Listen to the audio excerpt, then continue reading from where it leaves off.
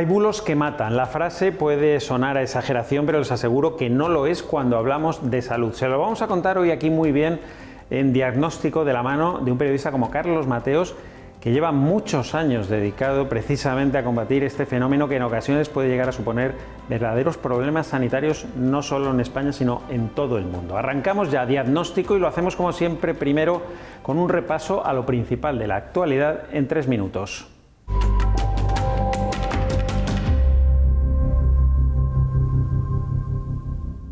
El Hospital Vall d'Hebron de Barcelona ha realizado el primer trasplante pulmonar completamente robótico del mundo.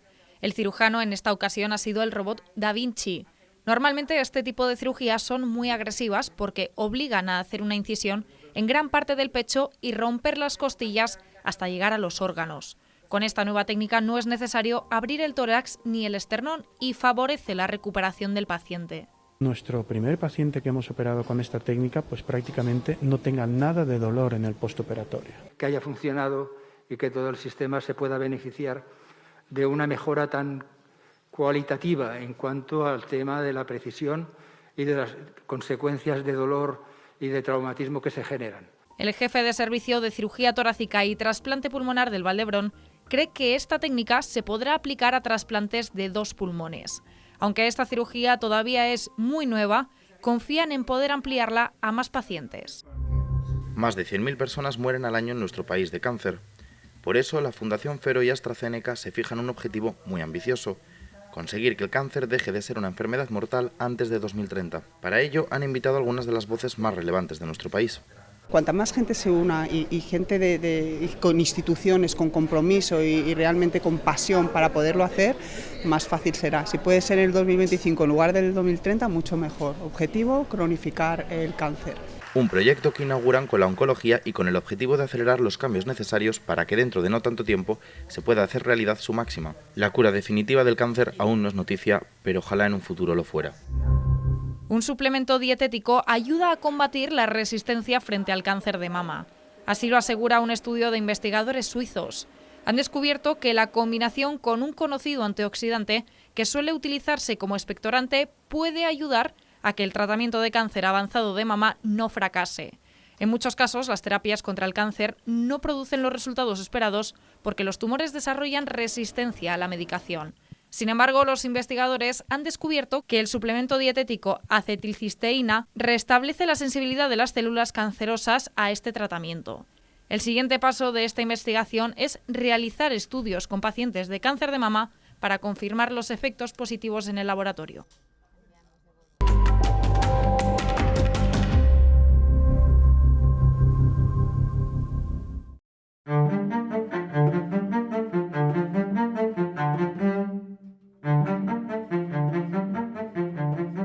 La RAE define bulo como una noticia falsa propalada con algún fin.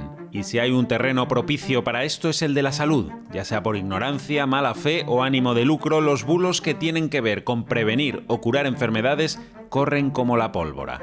Se aprovechan hoy día de una herramienta como Internet, que mal empleada puede ser un arma muy dañina. Pero también se puede usar la red para combatir este fenómeno.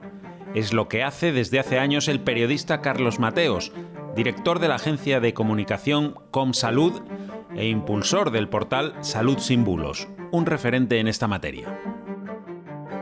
¿Cómo definirías tú un bulo? ¿Qué es un bulo? ¿Una noticia con ánimo de engañar? ¿Qué es? Sí, bueno, lo podríamos definir como noticia falsa, en inglés fake news, y aquí pues tenemos ese término tan bonito que es el bulo, que es una noticia que no tiene componentes de verdad, a veces se hace por engañar y a veces porque tiene elementos que son verdad pero otros que no lo son. Claro, ¿y por qué te decidiste a impulsar esta iniciativa?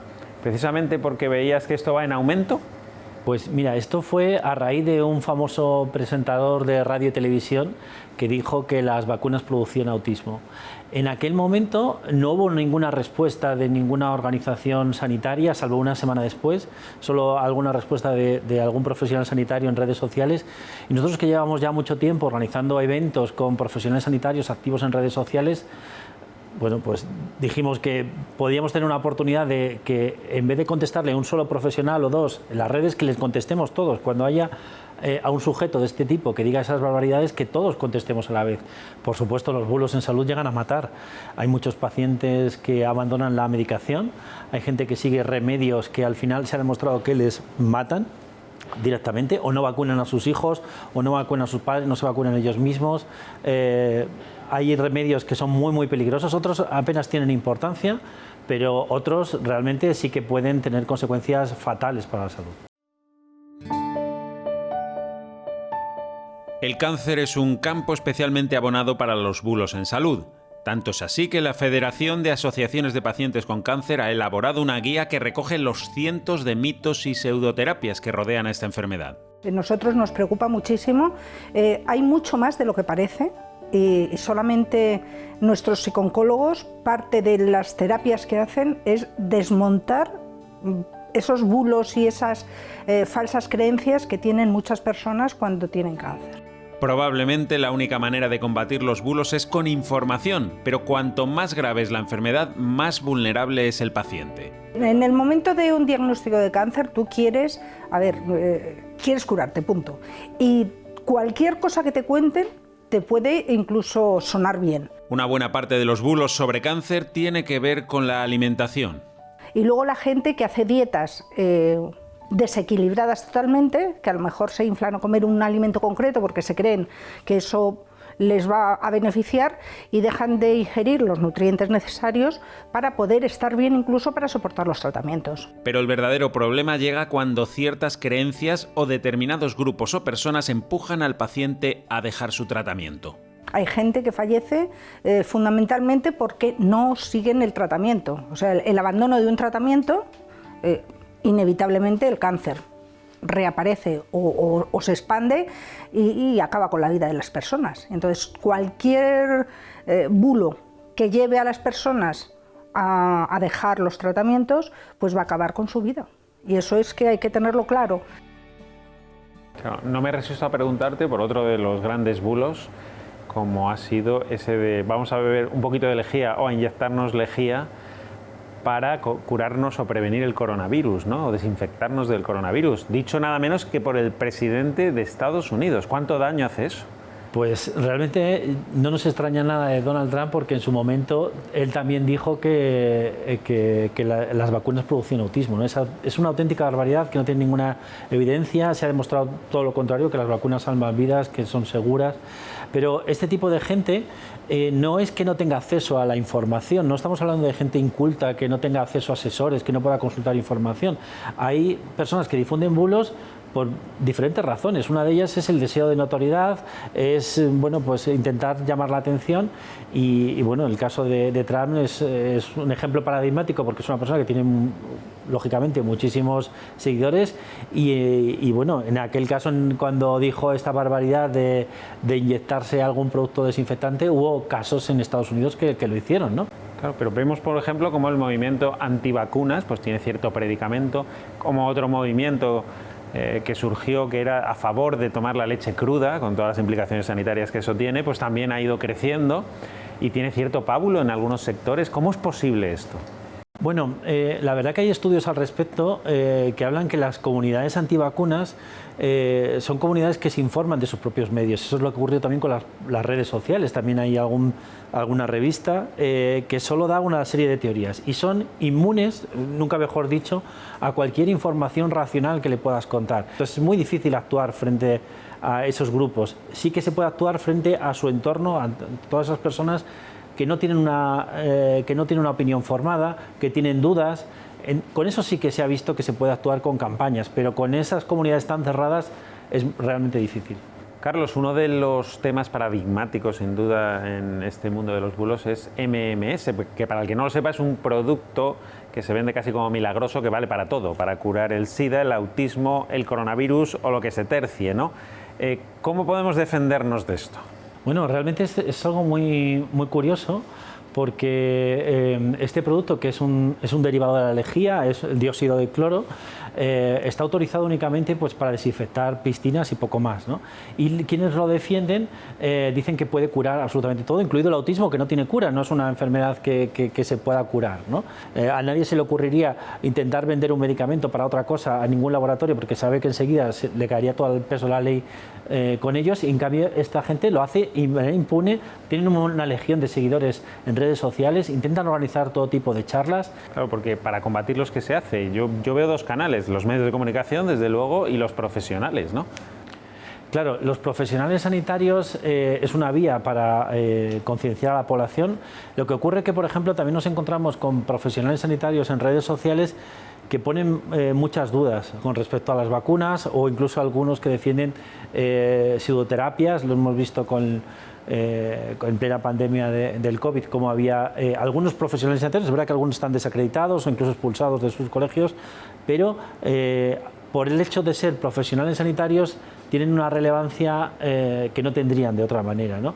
Los bulos muchas veces se basan en argumentos emocionales. Vemos algunos de los vídeos más difundidos en redes sociales, en YouTube, para defender remedios milagrosos, por ejemplo para la diabetes, y son lenguaje muy sencillo, imágenes muy sencillas, pero muy emocionales, ¿no? Pues yo creo que hay que también combatirlos utilizando ese lenguaje.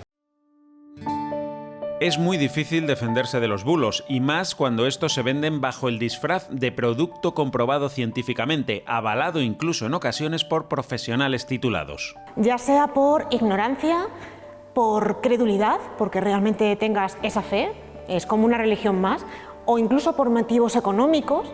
Puede haber también científicos, los menos pero los suficientes, que generen bulos o que contribuyan a difundirlos. Algunos de los casos más sangrantes han saltado a los medios de comunicación. Normalmente se trata de bebedizos y pócimas con las que se engaña a miles y miles de personas. Hay una que le llaman MMS, que es lejía, y que bueno, pues hay un señor por ahí que pretende curar el cáncer con lejía, también la celulitis, y la tuberculosis y todo. A juicio de la Organización de Consumidores y Usuarios, estamos bastante indefensos legalmente, incluso ante fraudes tan evidentes. Hay productos en el mercado que se siguen vendiendo y personas que los siguen vendiendo y que están ahí años y años, aun a pesar de las muchas denuncias. Es un ejemplo claro de que no hay una legislación adecuada que sirva para parar estos engaños, esta estafa a los consumidores, y que tiene consecuencias en la salud.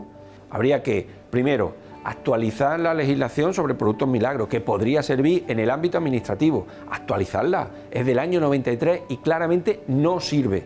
Y segundo, habría que hacer una normativa clara, incluso en el ámbito penal, que restringiera este tipo de actuaciones que, a juicio de OCU, son claramente perjudiciales para los consumidores. Pero claro, ahí se establece un debate, ¿no? O sea, hasta dónde la libertad de expresión y dónde empieza quizá lo que es saltarse ya la ley. ¿Crees que esto se debería legislar, que la legislación que ya hay es suficiente? ¿Cuál es tu opinión? Creo que es muy difícil legislar contra esto. Lo que sí que la legislación es muy clara, que si hay un beneficio económico para algo que realmente no ha demostrado su eficacia, sí es sancionable. Y es verdad que bueno, pues los fiscales, los tribunales han actuado en algún caso, pero muy poco, para toda la cantidad de bulos que ha habido con un beneficio económico. Claro. De todas formas, por tu experiencia, ¿dónde crees que se producen más los bulos? ¿En el campo de la nutrición, de lo que es sanidad pura y dura? ¿Dónde detectas tú que hay un mayor número de bulos? Pues nosotros en Salud Sin Bulos lo que hemos visto que donde más bulos hay con diferencia es en el ámbito de la nutrición. Tenemos diferentes tipos, desde los supuestos superalimentos que nos van a curar y prevenir todo tipo de enfermedades, que son operaciones de marketing encubiertas, y vemos que esos vegetales, por lo general, se venden a precios muy superiores al resto, y bueno, siempre hay un interés. En su momento fue las bayas de goji, la papaya, el kale, en fin, están surgiendo la chía, en fin, están surgiendo constantemente nuevos. Y luego tenemos aquellos que parece que, sobre todo aditivos, que parece que nos van a matar, que son cancerígenos, que alguien va a un supermercado concreto, además a veces es muy curioso porque se hace contra unos supermercados y no frente a otros, que esto es cancerígeno, nos va a matar. Claro, el que lo cuenta, no sé si por buena intención o no, no tiene en cuenta que eso, vale, puede ser cancerígeno a unas dosis muy superiores a las que están comercializadas, ¿no? Pero hay constantes bulos. ¿Y por qué? Porque hay un interés por la nutrición que se ha disparado en los últimos años y al mismo tiempo hay una falta de conocimiento de la población, de los conocimientos básicos de nutrición. Eso combinado hace que se propaguen mucho los bulos en nutrición. La publicidad es otro de los campos abonados a los bulos. Sin embargo, hay que distinguir entre lo que es un abuso de marketing, exagerar una cualidad del alimento, y lo que supone un claro y evidente engaño. Si, por ejemplo, nos hablan de una sal sin modificaciones genéticas, eso es un bulo porque la sal es un mineral que no tiene genes, por lo tanto no puede ser modificada genéticamente. La manera de etiquetar los alimentos también lleva a engaño al consumidor. Un claro ejemplo son los alimentos con el sello ecológico. Alimento ecológico es una etiqueta que se da por normativa, es decir, que tú tienes que seguir una serie de instrucciones normativas para que tu producto se pueda etiquetar como ecológico. Es decir, esto no hace relación ninguna, ni con su calidad nutricional, ni con su estado de maduración, ni de ninguna otra índole. Y que de hecho aquella crisis de los pepinos que todavía podemos recortar, que generó muertes, vino causada por pepinos de cultivo ecológico. Es decir, no por ser más ecológico va a ser más sano ni más nutritivo. Hablábamos antes de cómo se combaten los bulos. Quizá no hemos tocado un aspecto fundamental, que puede ser la educación. ¿Crees que habría que incidir ahí también? Sí, de hecho nosotros desde Salud sin Bulos sí que intentamos trabajar en el ámbito de la educación. Creemos que es fundamental. En Italia, por ejemplo, los chavales tienen una asignatura que es de sentido crítico en cuanto a la información.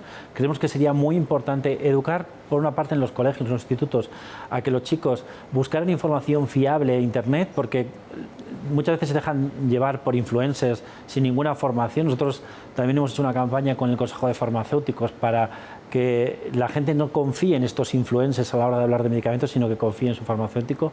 También educar a las personas mayores. También tenemos un proyecto Erasmus en el que estamos participando con otros países para que las personas mayores no se crean tampoco cualquier cosa que vean y actúen.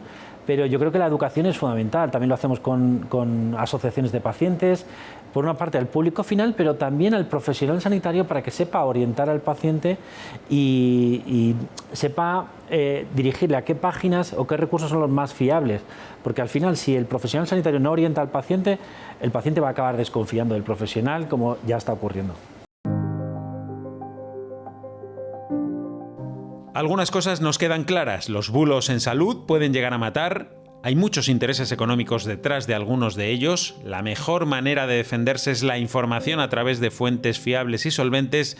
Y por último, la legislación que existe para combatirlos parece insuficiente.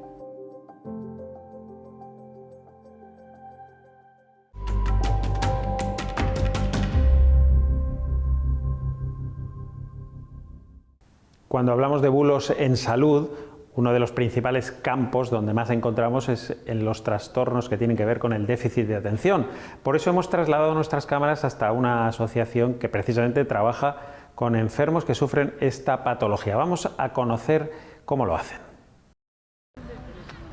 El trastorno por déficit de atención es el trastorno de aprendizaje con un porcentaje más alto en la etapa infantil, con una incidencia de entre el 3 y el 5%. Es un trastorno de inhibición, atención y autocontrol que se inicia en la infancia. Puede cursar con hiperactividad e impulsividad. Para nada es una enfermedad, es el aglutinar una serie de síntomas, de aspectos que se te dan en tu vida y saber qué tratamiento y de qué forma trabajar con ellos para mejorar esta situación. Ana Lera fundó la asociación Adavi en El Bierzo hace 12 años, cuando su hijo fue diagnosticado de TDAH. Hace 12 años no me pierdo jornada, congreso, curso. Soy monitora de necesidades educativas, estoy titulada en disciplina positiva, en ludoteca, en Inteligencia emocional, claro, los padres acabamos profesionalizándonos y sé de muchos que han acabado carreras en esta línea, pues han sido psicólogos, han sido docentes, todo por tener un hijo con este problema y han empezado tardía la carrera porque han visto que es necesario y que son muy útiles. Durante mucho tiempo tuvo que sufrir las falsas creencias que giran en torno a estos niños, desde que son vagos hasta que son desobedientes.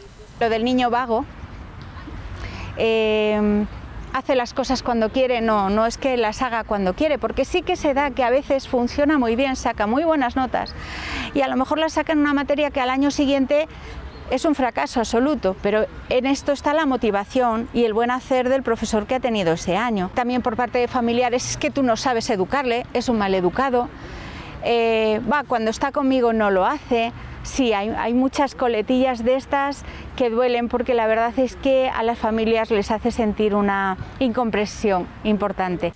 Pero nada más lejos de la realidad. Son niños y niñas que necesitan una atención específica. Por eso el diagnóstico temprano es vital. El tratamiento es multimodal. No todo es farmacológico, es más, lo que pedimos las asociaciones es que haya una detección temprana, un trabajo conductual, si hay detección temprana, y el tema farmacológico que se diera solo en el caso de que fuera necesario. La principal reivindicación de colectivos como Adavi pasa por solicitar una mayor conexión entre las familias, el ámbito educativo y el sanitario por el bien del menor. No hay una comunicación tan fluida como debería de haber. Y desde luego lo que también se busca es que haya un trabajo entre familia, centro de salud y centro educativo. Eso haría que el trabajo con nuestros niños y la consecución de objetivos fuera mucho mejor. Eso tampoco es que se haya logrado muy bien. Aunque se inicia en la infancia, el TDAH prevalece en la adolescencia y la edad adulta, pero en muchos casos la terapia multimodal permite a la persona hacer una vida plena a pesar del trastorno.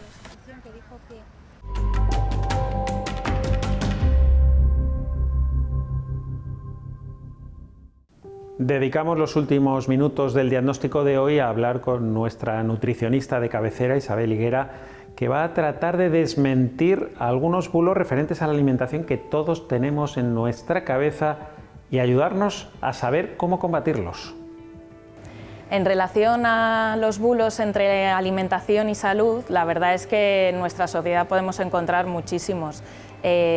Ciertamente es importante diferenciar aquellos que pueden ser inocuos de los que son verdaderamente dañinos y del momento vital en el que las personas se encuentran. Entonces sí que es verdad que para no dejarnos engañar a nivel de población tenemos que tener en cuenta que en cuestiones de alimentación o nutrición cualquier alimento o nutriente en principio no es causante de ningún tipo de patología, excepto en el caso de particularidades como pueden ser pues, unas setas venenosas o un consumo excesivo de determinados derivados, no sé, de algunas plantas. Con la alimentación tenemos bastante base científica para decir que es uno de los factores más importantes dentro de nuestro estilo de vida para prevenir muchas enfermedades. Sin embargo, no es así para tratarlas. Para tratarlas es un factor concomitante, es decir, que nos ayuda como parte del tratamiento que tengamos que llevar, ya sea pues, farmacológico, ya sea también de actividad física y por supuesto la alimentación, pero nunca sustitutivo de este tratamiento. Por ejemplo, una persona en un tratamiento de patología pues tiene unas necesidades aumentadas de muchos nutrientes, entonces esos nutrientes tenemos que darlos en mayor cantidad de lo que en el día a día se necesita para prevenir esa patología. Otra parte interesante dentro de los bulos o que podríais considerar bulos en salud son cómo la industria alimentaria utiliza sus mensajes dentro de los etiquetados de los alimentos. Es importante saber que la Unión Europea, y en este caso España, también tiene que entrar dentro del reglamento europeo de etiquetado nutricional. En estos momentos hay etiquetados que son, vamos a decir, obligatorios, la lista de ingredientes, el etiquetado nutricional, que nos dan cierta información y esa información tiene que ser comprobada y chequeada por laboratorios y en principio es verídica. ¿Qué ocurre? Luego está el rango de la información publicitaria y ahí es donde el consumidor tiene más dificultades de extraer una información que sea verdadera. Por ejemplo, ¿qué significa un alimento que sea light? Pues claro, uno tiene el concepto de light, pues debe ser que no tiene calorías, debe ser que no tiene grasa, debe ser que no tiene azúcares, y no, el concepto de light significa que tiene X porcentaje menos de energía que el original. En resumen, cuando nos enfrentemos a una información que pueda resultar muy llamativa respecto a la alimentación y su capacidad de producir enfermedad o de darnos muchísima más salud, lo que tenemos que pensar es que ningún alimento o nutriente per se nos va a dar ese tipo de beneficio. Es un patrón alimentario lo que al final importa. Hasta aquí nuestro diagnóstico de esta semana. Volvemos en 7 días con otro asunto de salud, ya saben, contado desde una perspectiva muy diferente.